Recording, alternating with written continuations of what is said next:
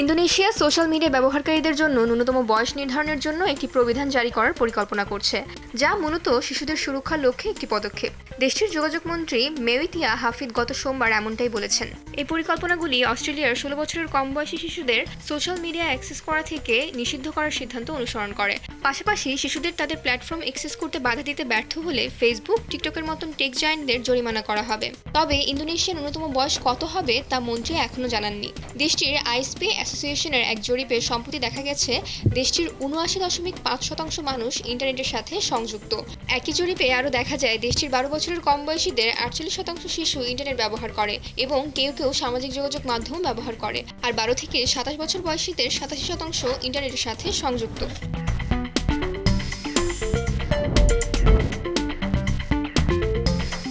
AI চিপে মার্কিন যুক্তরাষ্ট্রের সর্বশেষ নিষেধাজ্ঞার কারণে বিশ্বজুড়ে চিপের সরবরাহ সীমিত হতে যাচ্ছে এবং এর ফলেই রাজস্ব হুমকিতে পড়ছে Nvidia.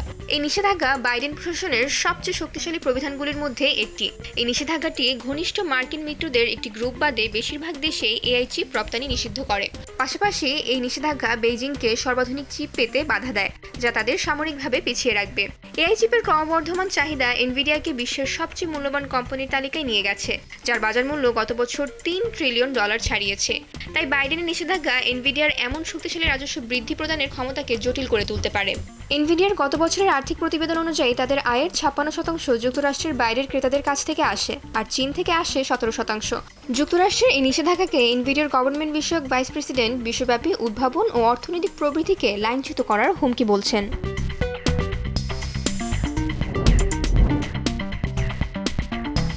Taiwan semiconductor manufacturing company TSMC যুক্তরাষ্ট্রের অ্যারিজোনায় তাদের অ্যাডভান্স 4 ন্যানোমিটার চিপ উৎপাদন শুরু করেছে।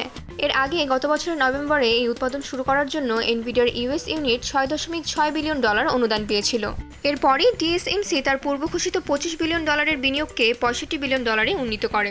এই সবকিছুই 2022 সালে কংগ্রেস ঘোষিত $52.7 বিলিয়ন ভর্তুকির ফলাফল। পাশাপাশি TSMC যুক্তরাষ্ট্রের অ্যারিজোনায় 2028 সাল থেকে আরও অত্যাধুনিক 2 ন্যানোমিটার চিপ তৈরির পরিকল্পনা করছে।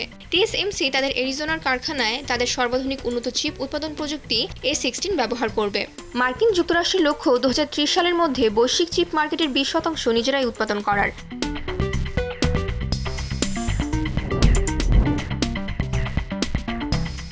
বিনিয়োগ সংস্থা সেরাফিম স্পেসের প্রতিবেদনে উঠে এসেছে যুক্তরাষ্ট্র ও চীনের দ্বৈরথে 2025 সালে বাড়বে মহাকাশ শিল্পের তহবিল। পাশাপাশি একই প্রতিবেদনে আরও উঠে এসেছে 2024 সালে মহাকাশ শিল্পে $8.6 বিলিয়ন বিনিয়োগ করা হয়েছে।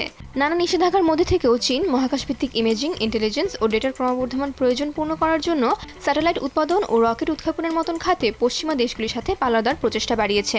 2024 সালের চতুর্থ ত্রৈমাসিকের উল্লেখযোগ্য চুক্তিগুলির মধ্যে রয়েছে অ্যাপলের $1.5 বিলিয়ন স্যাটেলাইট অপারেটর গ্লোবালস্টারের 20% অংশীদারিত্ব এবং স্পেসএক্সের শেয়ারের $1.25 বিলিয়ন সেকেন্ডারি বিক্রয়, যা কোম্পানির মূল্যায়নকে $210 বিলিয়ন থেকে $350 বিলিয়ন উন্নীত করেছে।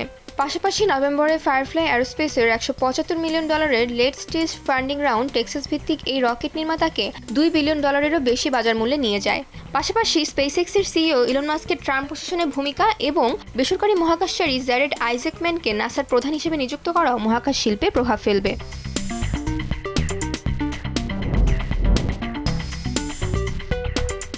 জাপানের আইস্পেস ও যুক্তরাষ্ট্রের ফায়ারফ্লাই গত বুধবার স্পেসএক্সের ফ্যালকন 9 রকেটে ডাবল মুনশটের মাধ্যমে তাদের 2টি মুন ল্যান্ডার মহাকাশে উৎক্ষেপণ করে। জাপানের চন্দ্র অন্বেষণকারী প্রতিষ্ঠান আইস্পেস এই উৎক্ষেপণের মাধ্যমে তাদের হাকুতো আর মিশন 2 চালু করেছে। এটি চন্দ্রপৃষ্ঠ অবতরণে তাদের দ্বিতীয় প্রচেষ্টা। এর আগে তাদের প্রথম প্রচেষ্টা 2023 সালের এপ্রিলে ব্যর্থ হয়। অপরদিকে যুক্তরাষ্ট্রের টেক্সাস ভিত্তিক ফায়ারফ্লাই অ্যারোস্পেস গোস্ট ল্যান্ডার নামে তাদের প্রথম মুন ল্যান্ডার উৎক্ষেপণ করেছে। নাসার private commercial lunar payload services CLPS প্রোগ্রামের অধীনে মুন ল্যান্ডার উৎক্ষেপণ করা তৃতীয় প্রতিষ্ঠান ফায়ারফ্লাই অ্যারোস্পেস।